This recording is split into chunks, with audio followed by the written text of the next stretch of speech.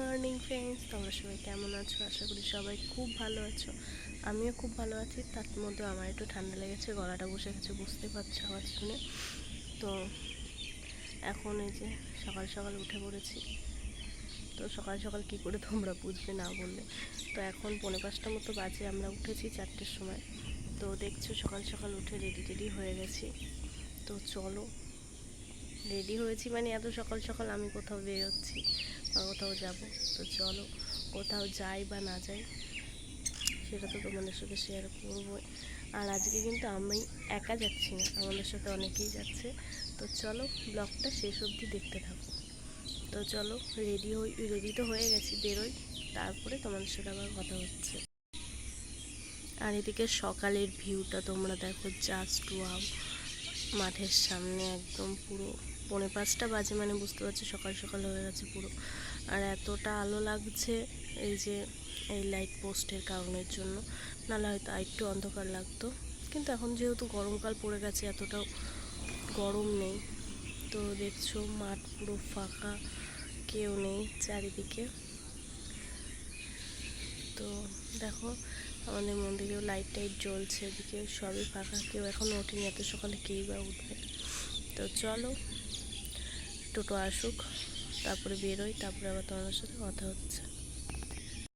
তারপরে এই যে আমি বেরিয়ে চলে এসেছি, মানে টোটোতে উঠে চলেও এসেছি। দেখছো যে কে কে যাচ্ছে আমাদের সাথে। তো দিদি জামাইবাবু, দিদির মেয়ে, আমরা তো টোটো করে চলে এসেছি। তো মাঝে আর ভিডিও করিনি। তারপরে স্টেশনে এসে আমরা ভিডিও করছি, মানে দেখাচ্ছিলাম তোমাদেরকে। তারপর ওখানে দেখছো দোকানে দাঁড়িয়ে আমার বর আবার খেতে ব্যস্ত।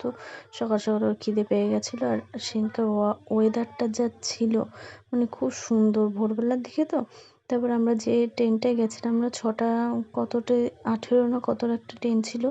তো ওই ট্রেনটায় উঠেছিলাম। তো ট্রেনটা পুরো ফাঁকাই ছিল, আশেপাশেও বেশ ফাঁকা ফাঁকাই ছিল। আর সকালবেলায় তো ওয়েদারটা বেশ ঠান্ডা ঠান্ডা ছিল, অতটা অসুবিধা না। দেখতেই পাচ্ছ যে ট্রেনের মধ্যে কিন্তু এদিক ওদিক পুরোটাই ফাঁকা, কারণ আমরা অনেকটাই আগে চলে গেছিলাম। তারপরে এই যে কিছুক্ষণ বসে একটু ভিডিও টিডিও করছিলাম। তা আর কি করব। তারপরে এই যে তারপরে ট্রেন ছেড়ে দিল আস্তে আস্তে যাওয়ার পথে। আর চারিদিকে যে সবুজ ঘাসপালা যেগুলো দেখতে পাচ্ছ, গাছগুলো মানে এতটা সুন্দর লাগছে সকালবেলাতে, মানে ওয়েদারটাই অন্যরকম লাগে, তাই না? তারপর আমরা ট্রেনের ভিতরে আর ভিড়টার মধ্যে আমি কোনো ভিডিও করিনি। তারপরে নেমে ট্রেন থেকে এই যে আমরা যাচ্ছি, তো যেতে হবে, তাই জন্য কোথায় যাচ্ছি। আর তারপরে ওখান থেকে এসে ট্রেন থেকে নেমে আমরা বাসের জন্য কিছুক্ষণ দাঁড়িয়েছিলাম। তো বাস পাইনি বলতে খুব দেরি ছিল, লেটে ছিল। তো ওইখানে দাঁড়িয়ে কিছুটা খাওয়া দাওয়াও করে নিয়েছি, সকালের টিফিনটা করে নিয়েছিলাম আমরা। তো ওই যে দিদির মেয়ে দাঁড়িয়েছিল।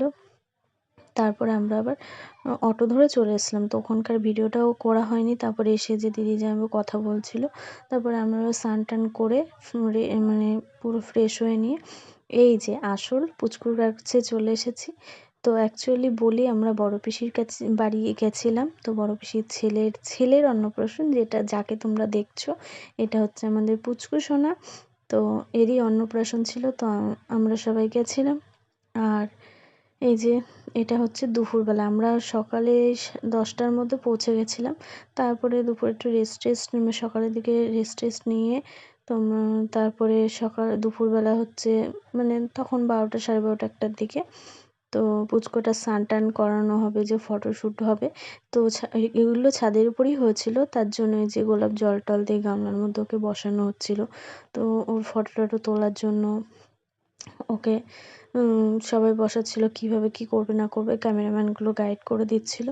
তো তার মাঝখানেও তো সেই ভিডিওগুলো হয়েছে। আর পুরো অনুষ্ঠানটা লজে হয়েছে।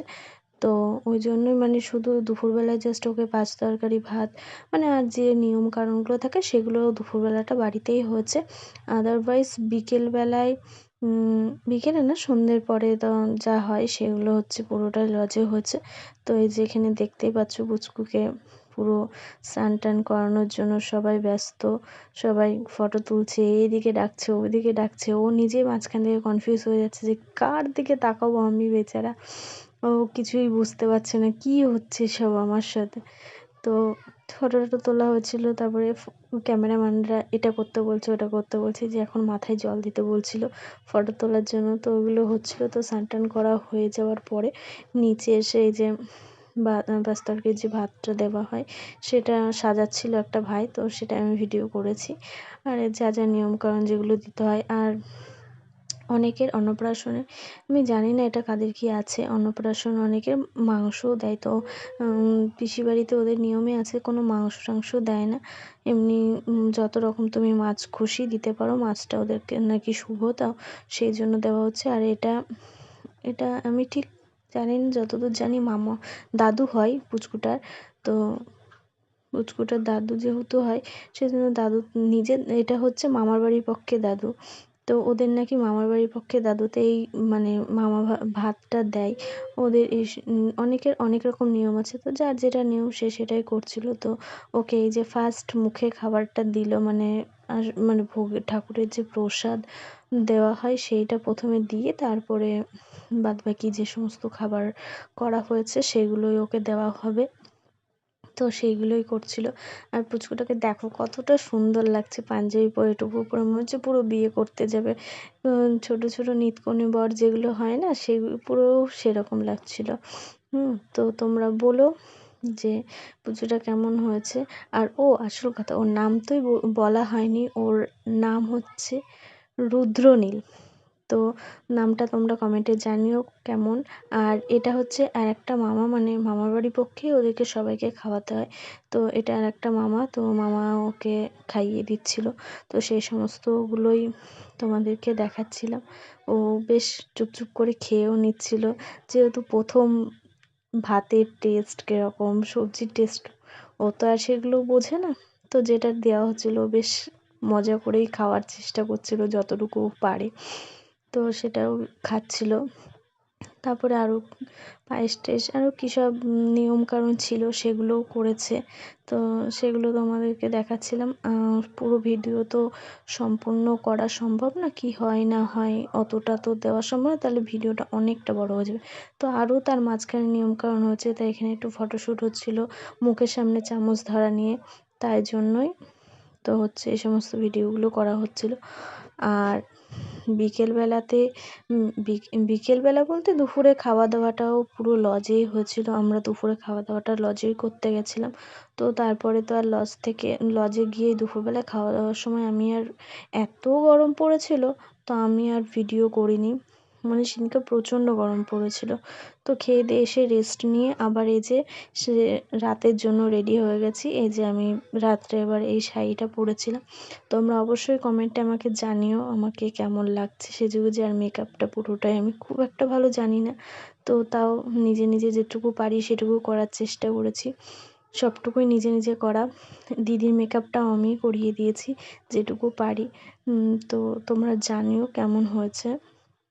আর এই রিলেটেড কিছু ভিডিও হয়তো আসতে পারে, আমি বলতে পারছি না, তবে কিছু হয়তো আসবে আমার চ্যানেলে। আর এই যে আমরা চলে এসেছি, বাইরেটা দেখলে বেলুন দিয়ে গেটটা সাজিয়েছে লজের। তারপর তো ভেতরে আস্তে আস্তে চলে আসলাম, এসে এদিকে দেখলে ওইদিকেও ফটো টটো তুলছে, বেশ ভালোই সাজিয়েছিল। আর এদিকে ফুচকা কফি তারপরে পকোড়া স্টল টল দিয়েছে। আর এদিকে বসে খাওয়া, আর এদিকে হচ্ছে তোমার বুফে করেছিল, যে যেটা খাই। তো এটুকুই ভিডিও করেছি, আর করা সম্ভব হয়নি। তো কেমন লাগলে জানিও। Tata bye bye.